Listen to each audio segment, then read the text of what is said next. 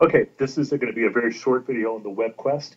This assignment is going to be explained a little bit more completely in class, or has been, depends on when you're looking at this video. It is a pretty straightforward activity. The WebQuest is meant to be what they call inquiries, so it asks questions or solves a problem or gets the students to produce something, and that holds true.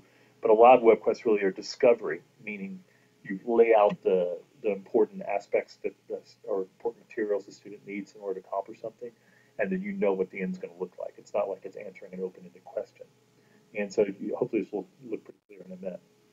So I basically included some general descriptions of what the WebQuest does, and there's only really 5 parts to it that I care about, and they're right there. So it's pretty easy to find. So that part one is you have an introduction. So a WebQuest gives the students a situation. So I've been using this James K. Polk example, and in this case, maybe what I say is you're a reporter at the time of James K. Polk's presidency, at the end of his presidency, and you're supposed to do a kind of a biography of him for your newspaper.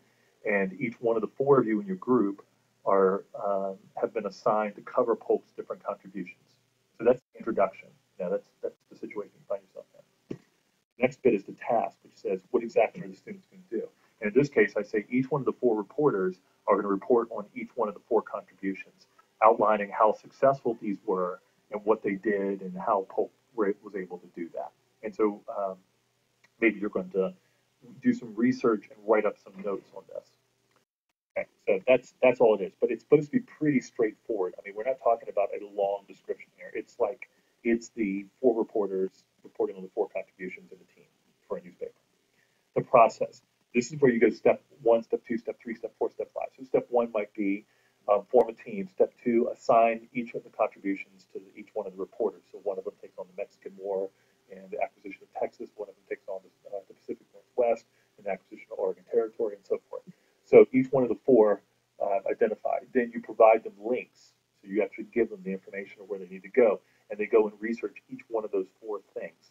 You maybe provide them a journal page that they fill out, like a note-taking page, on each one of those 4 items. And they have to fill in information, provide any resources. If there are maps that they need to draw, especially in the case of the Oregon one and the Texas one, both of those involved getting more land for the United States, like the Louisiana Purchase. Then maybe you want to include maps, or maybe you want to include documents, or original speeches, or even newspapers, stories from 150 years ago, or whatever it might be. And then so they go through it, and what they do is they're working in the process towards that task, whatever it is. The conclusion, you put a couple of sentences in there in the conclusion that basically say you just looked at Polk's contributions to the United States in the form of these 4 contributions. Yeah, that's what they are. And then finally, the evaluation, I suggest a rubric. And especially if it's a project that's being produced as part of your task. So maybe it's that they're putting together everything into a single PowerPoint presentation on the contributions or whatever they might be. And then, so the rubric is used to communicate what the student should be required to do, in addition to providing some help for you to evaluate the students. And there you go. That's it. That's all there is to it. So you can do this. I was going to suggest Zoodle. However, you can do this in Microsoft Word. Just get the links in Word, put the instructions in Word, and include the extra content or whatever it might be below that. It's fine. You can put it on your own Google site if you want. You can. I don't care. I don't care where it goes. But it's the WebQuest process. What you see in front of you right there